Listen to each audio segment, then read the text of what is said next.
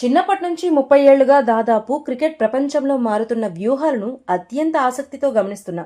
ఒక జర్నలిస్టుగా నేను చెప్పగలిగేది ఒకటే. 2026 టీ20 ప్రపంచ కప్లో భారత్ సాధించిన ఈ విజయం కేవలం అదృష్టమో లేక ఆ ఒక్కరోజు ఆడిన గొప్ప ఆటో కాదు. ఇది ఓ ప్రక్రియ.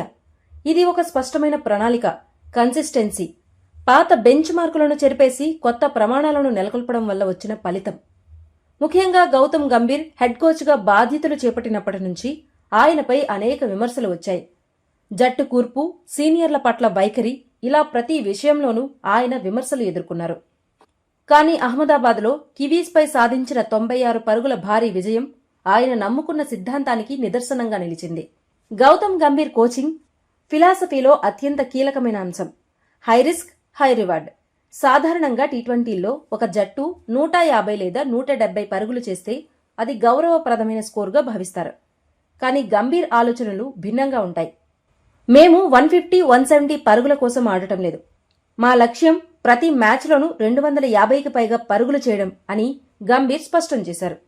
ఇందుకోసం 100 పరుగులలోపు ఆలౌట్ అయినా తమకు అభ్యంతరం లేదని, వేగంగా పరుగులు చేయడం అనే దానిపైనే తమ ఫోకస్ అని టీం మేనేజ్మెంట్ గట్టిగా నమ్ముతోంది.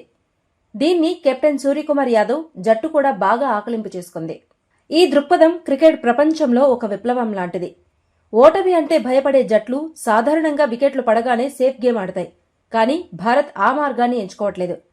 ఎందుకంటే వికెట్లు పడ్డాయని నెమ్మదిగా ఆడి ఓ 150 పరుగులు చేసినా ఇప్పుడున్న విధ్వంసకర బ్యాటర్లు దాన్ని సులభంగా చేస్ చేస్తారని గంభీర్, సూర్య జోడీకి తెలుసు.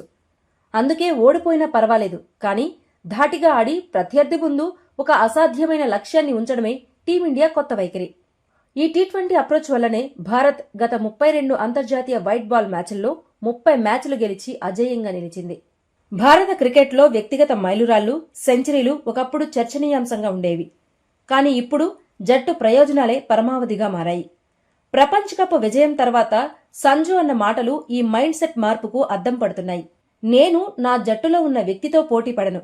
నా జట్టులో స్థానం కోసం పోటీ పడితే మరో జట్టు సభ్యుడితో పోటీ పడినట్టే. జట్టులో ఎవరున్నా లేకున్నా టీమిండియా గెలవాలి.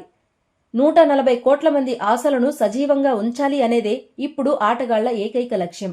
టీ20 క్రికెటర్లో ఒక బ్యాటర్ 96 పరుగుల వద్ద ఉన్నప్పుడు తన సెంచరీ కోసం 4-5 బంతులు తీసుకుంటే జట్టు స్కోరులో దాదాపు 15 నుంచి 20 పరుగులు తగ్గిపోయే అవకాశం ఉంది. టీ20 ఫార్మాట్లో ఈ 15 పరుగుల మార్జిన్ ఓటమికి దారి తీయవచ్చు.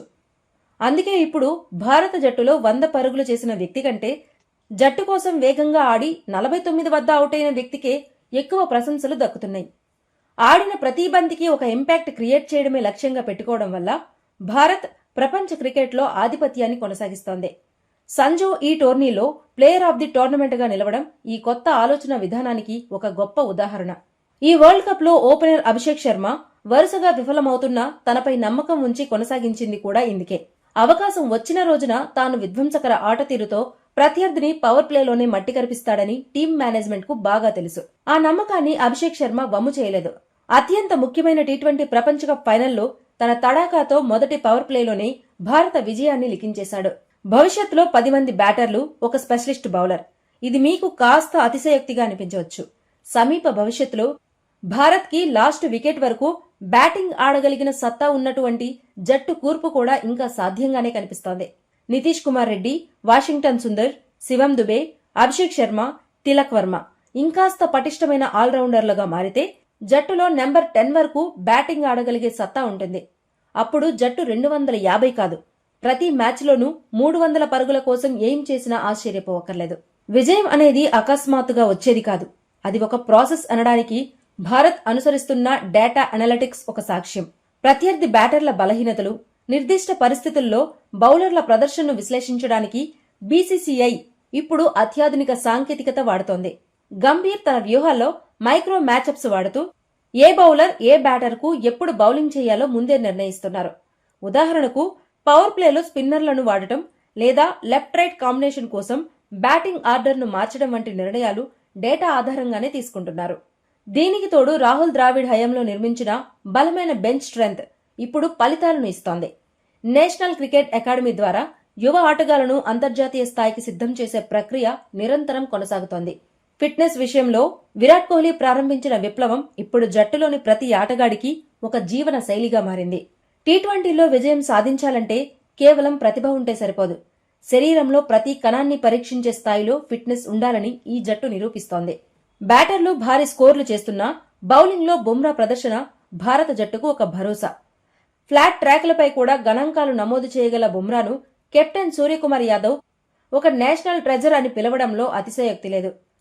బుమ్రా తన బౌలింగ్తో ప్రత్యర్థి బ్యాటర్లపై విపరీతమైన ఒత్తిడిని సృష్టిస్తాడు. ఇది ఇతర బౌలర్లకు వికెట్లు తీయడానికి సులభతరం చేస్తుంది. గత 10 ఏళ్లలో భారత బౌలింగ్ విభాగం సమూలంగా మారిపోయింది. ఒకప్పుడు స్పిన్ పైనే ఆధారపడే భారత్ ఇప్పుడు ప్రపంచంలోనే అత్యంత శక్తివంతమైన పేస్ అటాక్ను కలిగి ఉంది. బుమ్రా, హర్షదీప్, షమి, సిరాజ్ వంటి బౌలర్లు నిరంతరం 140 కిలోమీటర్ల వేగంతో బౌలింగ్ చేస్తూ ప్రత్యర్థులను బెంబేలెత్తిస్తున్నారు. 30 ఏళ్ల నా అనుభవంలో నేను గమనించిన గొప్ప మార్పు ఏమిటంటే భారత జట్టు ఇప్పుడు ఓటమికి భయపడటం లేదు. ఈ నిర్భయమైన ఆటతీరే భారత్ను టీ20 ఫార్మాట్లో తిరుగులేని శక్తిగా మార్చింది. 2026 ప్రపంచ కప్ విజయం కేవలం ఆరంభం మాత్రమే కాదు. 2028 లాస్ ఏంజల్స్ ఒలింపిక్స్లో స్వర్ణం సాధించడమే తదుపరి లక్ష్యమని కెప్టెన్ సూర్యకుమార్ చెప్పడం వారి ఆత్మవిశ్వాసానికి నిదర్శనం. వ్యక్తిగత అహంకారాలు వీడి జట్టు ప్రయోజనాలే పరమావధిగా ఆడుతున్న ఈ భారత జట్టు భవిష్యత్తులో మరిన్ని అద్భుతాలు సృష్టించడం ఖాయం.